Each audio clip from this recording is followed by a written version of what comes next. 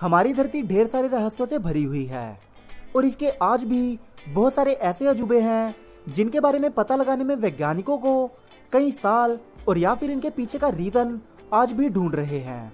तो चलिए जानते हैं 10 ऐसे नेचुरल फिनोमिना के बारे में जिनके बारे में जानकर आप दंग रह जाएंगे।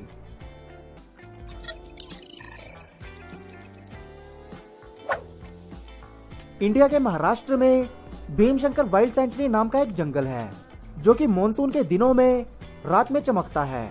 ये करिश्मा जुलाई, अगस्त और सितंबर के महीनों में देखने को मिलता है और इस जंगल के चमकने के दो रीजंस हैं। पहला, इस जंगल में मैसीना नाम का बैक्टीरिया बहुत ज्यादा मात्रा में है जो कि फंगस की तरह काम करते हुए पेड़ों की शाखाओं और पत्तों पर खुद को सेटल कर लेता है और बैक्टीरिया की अमाउंट बहुत ज्यादा मात्रा में होने की वजह से यह पानी को सोख लेते हैं और उसके बाद एक केमिकल रिएक्शन होने की वजह से ये रात में चमकते हैं। और दूसरा रीजन ये है कि इस जंगल में जुगनू की भरमार है। एक तरफ मैसीना नाम का बैक्टीरिया और दूसरी तरफ जुगनू, जिसकी वजह से ये जंगल रात में किसी लाइट शो जैसा दिखता है। और आपको बता दूं कि इस जंगल में बहुत सारे खतरनाक जानवर भी हैं, जैसे कि तेंदुआ और लगड़बग्गे।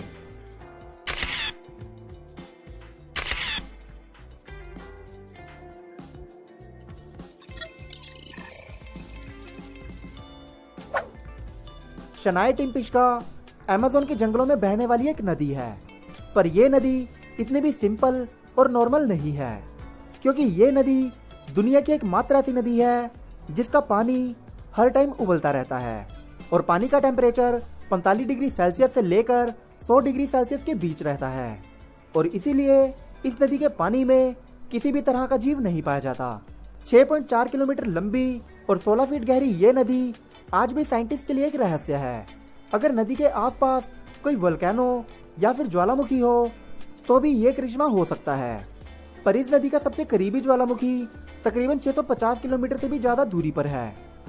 तो फिर ये कैसे मुमकिन है कि इस नदी का पानी इतना गर्म है? फिलहाल इसका आंसर भी काफी हद तक मिल गया है। फोर्डलाइट हाइड्रोथर्मल फीचर की वजह से ये पानी उबलता है। चलिए इसे अच्छे से समझते हैं। हमारी धरती की 4 लेयर्स हैं, magma, solid rock, porous rock और नॉर्मल सरफेस, जिस पर हम रहते हैं। इस नदी के तल में दरारें हैं जो कि पोरस रॉक तक जाती हैं, जो कि मैग्मा और सॉलिड रॉक की वजह से गर्मी के टच में रहती हैं, जिसकी वजह से इसका भी सरफेस बहुत गर्म रहता है और दरारों की वजह से नदी का पानी गर्म हो जाता है और हर टाइम उबलता रहता है।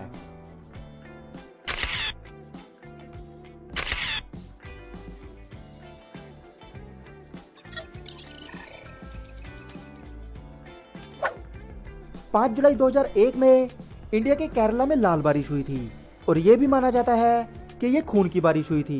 इस खून की बारिश को पहले अंधविश्वास के साथ जोड़ दिया गया था, पर कुछ लोगों ने इस पानी की बूंदों में हरा, पीला और काला रंग भी देखा था। पर जब साइंटिस्ट ने उस पानी के सैंपल की जांच की तो उन्हें उम्मीद थी कि इस पानी का रंग पोल्यूशन और या फिर किसी उल्कापिंड के पार्टिकल के होने की वजह से होंगे, पर जांच में ऐसा कुछ भी नहीं मिला और इस पानी के सैंपल्स में कुछ ऐसे पार्टिकल्स मिले जो कि हिल रहे थे और जिंदा थे। और इसकी पुष्टि के लिए जब इनका डीएनए निकाला गया तो पहले उनका कोई भी डीएनए नहीं मिला, पर बाद में जब इसकी जांच बड़े पैमाने पर की गई तब पता चला कि इसमें एक यूनिक डीएनए है जो कि एक एल्गी थी और इसका डीएनए आज तक किसी भी चीज के साथ मैच नहीं हुआ। इसीलिए इस घटना को एलियंस के साथ भी जोड़ा जाता है।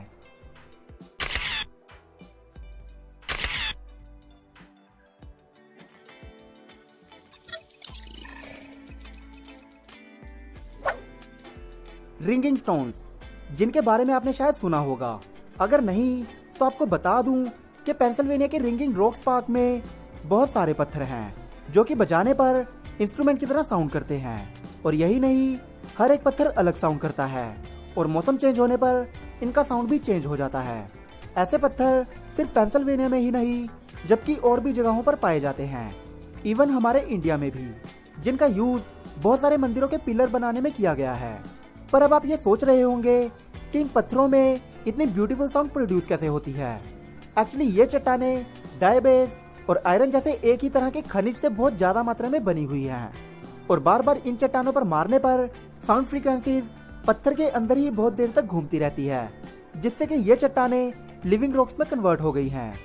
और अब ये मारने पर लो साउंड फ्रीक्वेंसीज प्रोड्यूस करती हैं। और जिन चट्टानों में ये खनिज बहुत कम और या बहुत कम मात्रा में होते हैं उन्हें डेड रॉक्स कहा जाता है और ये साउंड भी प्रोड्यूस नहीं करती।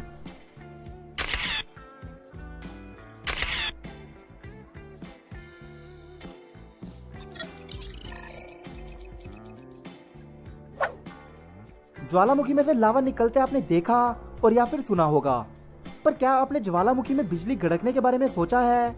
बहुत सारे एक्टिव वोल्केनोज में से लावा के साथ साथ बिजली गड़कते भी देखी गई है, जो कि बहुत रेयर है। पर यह बिजली आती कहां से है? आसमान से और या फिर किसी इलेक्ट्रिक प्लांट से? इसका रहस्य ज्वालामुखी में ही छुपा हुआ है।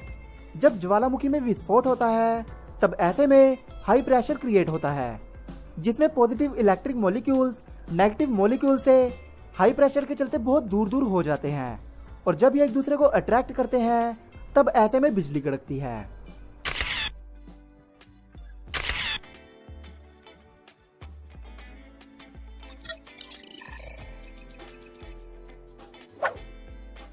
पोलैंड के क्रूड फॉरेस्ट में पाइन के ऑलमोस्ट सभी पेड़ों का तना कर्व्ड सी शेप में है। हर एक देवदार के पेड़ का तना धरती से ठीक थोड़ा ऊपर उत्तर की ओर मुड़ा हुआ है और ये कर्व शेप 3 से 9 फुट तक की होती है। ये माना जाता है कि जब 1930 में इन पेड़ों को उगाया गया था तब इंसानों के द्वारा कुछ मैकेनिज्म और टेक्निक से इन पेड़ों को ऐसे उगाया गया था ताकि उनकी लकड़ी से बोट्स और फर्नीचर का सामान बहुत इजीली बनाया जा सके। पर इस बात का आज तक कोई भी प्रूफ नहीं मिल पाया है।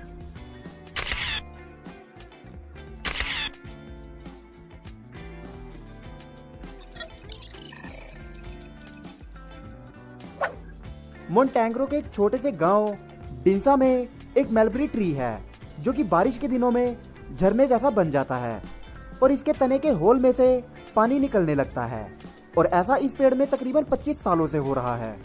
एक्चुअली इसके पीछे की साइंस ये है कि ये पेड़ अंदर से खोखला है और इसकी जड़ें और तना पानी को सोख कर ऊपर की ओर भेजती हैं और बहुत ज्यादा दबाव होने पर इसके होल में से प्रेशर से पानी बाहर की ओर निकलने लगता है, जो कि करिश्मे से कम नहीं है।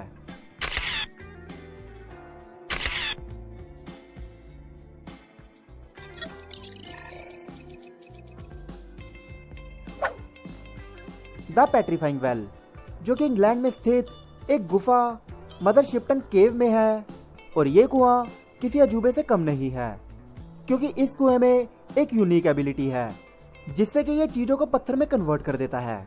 Yes, it is true. इसके पानी के नीचे जो भी चीज रखी जाती है वो चीज कुछ ही दिनों में पत्थर में तब्दील हो जाती है, जैसे कि एक साइकिल और ये केतली। ये भी माना जाता है कि ये कुआं जादुई ताकतों से शापित कुआं है, पर सच्चाई कुछ और है, क्योंकि ये कुआं पेट्रिफिकेशन प्रक्रिया से चीजों को पत्थर में कन्वर्ट करता है, क्योंकि इसके पानी में बहुत ही ज्यादा मात्रा में मिनरल कंटेंट हैं और जो चीजें इसके पानी के संपर्क में लगातार आती हैं उन पर मिनरल की परत धीरे धीरे चढ़ती रहती है और ऐसे वो चीजें पूरी तरह से मिनरल से कवर्ड हो जाती हैं तो वो चीजें ऊपर से पत्थर जैसी बन जाती हैं, जिससे कि हमें लगता है कि इस कुएं का पानी चीजों को पत्थर में कन्वर्ट कर देता है।